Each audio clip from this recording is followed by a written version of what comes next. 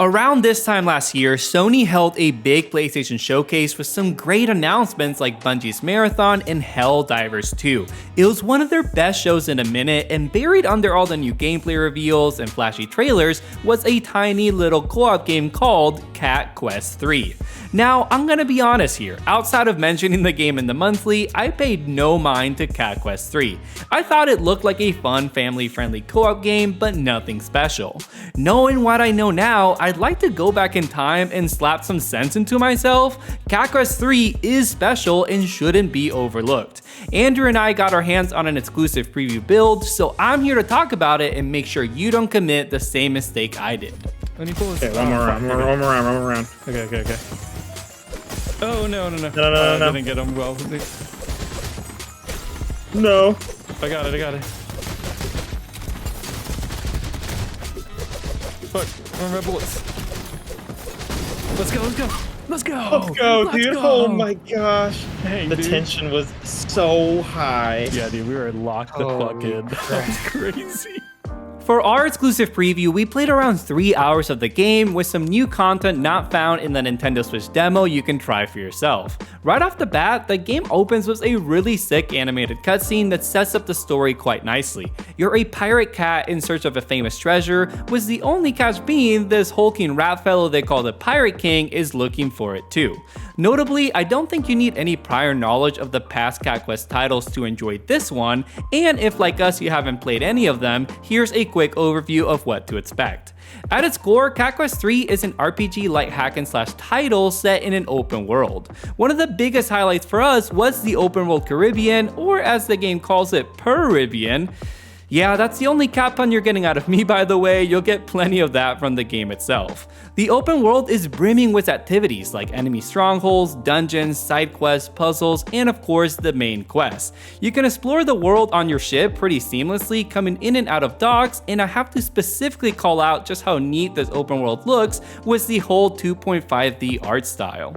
So what do you actually do in this game? Well, a lot of our time was spent hopping between different islands and fighting enemies. The combat is pretty simple, but it works well for this kind of game. You have 2 weapon slots, one reserved for guns, while the other can be a sword or even a set of claws that we found later on. You have a dodge roll and can also use spells like calling down lightning or spawning a shield bubble for you and your friend.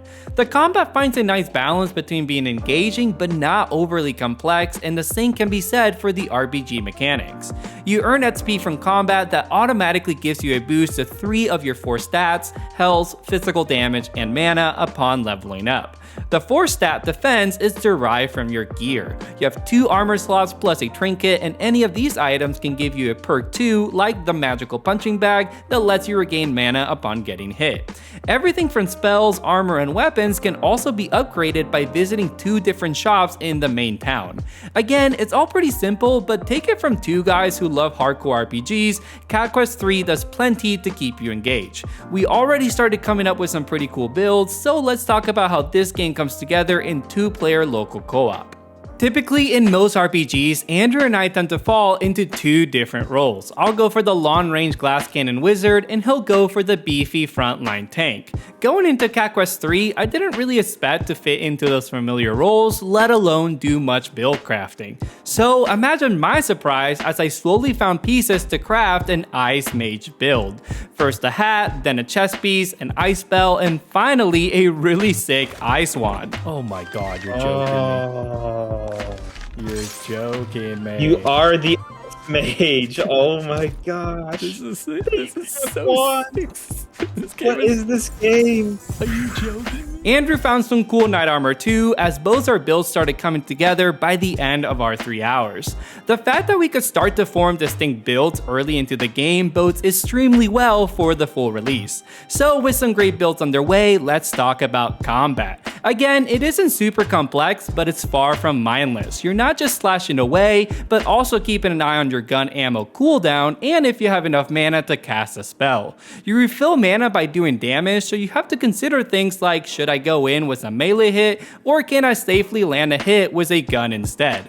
Make no mistake, you have to stay on top of that stuff in the tougher fights, as some of these bosses are no pushovers. There's no better example than our fight with the Ice Pirate Captain. So this fight took us multiple tries for a couple reasons. For one, it's a small enclosed space, leaving us little room to maneuver. Naturally, this boss is built to exploit that, so we had to really coordinate and call out her attacks to get through this fight. She has 2 moves that she'll use in tandem, sending out a Seeking Ice Bolt and spawning some devastating ice shards on the ground. Like I said, it was really crucial to call out these attacks as we frantically dodged around the room. Our spells were really important for this fight too, as I had a fire spell that did damage over time, and of course we needed Andrew's bubble to mitigate as much damage as we could.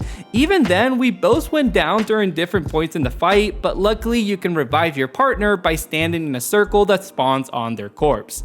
Overall, we walked away from this fight realizing that yeah, Cat Quest 3 has a solid combat system that really challenged us to work together. This was just one boss fight, but the open world is full of activities that work nicely in co-op. There's a couple puzzles where you have to interact with these stones in a specific order, and one of them had us coordinate in a pretty neat way actually. You have to shoot the stones while on your ship, so we both hopped on and I drove the ship while Andrew manned the cannons. You can probably do this on your own, but it was a nice little way to have you work together. Nailed it! Let's go, dude. Are you joking? That was awesome. That was super sick actually. Whoa. Ooh. Magical punching backward. What? Regains mana. Oh, that's cool. Coincidentally, that stone puzzle is what rewarded us with that magical punching bag item I mentioned earlier. I'm excited to see what other activities we can find with the full release and what sorts of rewards we'll gain from them. Which brings me to a couple takeaways I want to mention as we wrap this up. For starters, almost every activity we encountered rewarded us with something. It was actually a really nice experience to just be sailing around and stopping to talk to an NPC, knowing they would reward us with an item, point us to a puzzle, or invite us on a side quest. So far, the side quests have done a good job at surprising us, like when we ran into this sketchy rat named Patchy. He tells us that this cave has the answers to where we can find our North Star treasure. So sure, we take a look inside. Obviously, it turns out to be a trap, and the cave was full of enemies we had to fight our way out of. Afterwards, we go talk to him again, and the little rascal runs into the cave himself. So we follow after him, and it all ends up with a boss fight that rewards us with a set of claws and armor. It wasn't a crazy Baldur's Gate 3 level side quest, but it was funny. It took us to a cool dungeon, and it rewarded us with some great items. Sometimes less is more, as they say. Also, if this all sounds a little familiar, it's because it's likely a reference to Patches from Dark Souls, which scams you in the same way, a very funny reference that totally landed with us. And that wasn't the only instance of the writing and tone hitting in just the right way. There were plenty of fun lines, character designs, and more cat puns than you can imagine, and they almost always got a tiny chuckle out of us. It's nice to play a game like this knowing it's engaging for 2 hardcore players, but can easily be a ton of fun for a more casual pair of gamers. The game sports multiple difficulties too, and has plenty of systems to guide you on your journey. You can visit a lighthouse to get a hint towards the main quest, and there's even a network of star guides dotted along the world to guide you towards your next objective. All in all, we walked away feeling super impressed with Cat Quest 3 as a little game that's punching way above its weight. The beta hints at a solid amount of content too, if the map is anything to go by, or the long list of bounties found at the tavern. There aren't many co-op releases out in August, but I'm perfectly okay with that, knowing we'll have our hands full with Cat Quest 3 come August 8th. Thanks for watching, guys. Hopefully you come out of this more excited for Cat Quest 3, and be sure to check out our preview on 33 Immortals, another big surprise hit for us. If you don't want to miss out on any upcoming previews, consider subscribing, following us on our socials, or joining our Discord server. And if you want to go the extra mile, please check out our Patreon and merch store. You can find the links for everything down below. An extra thank you to our Patreon producers. We'll catch you next time on another episode of The Co-op Bros.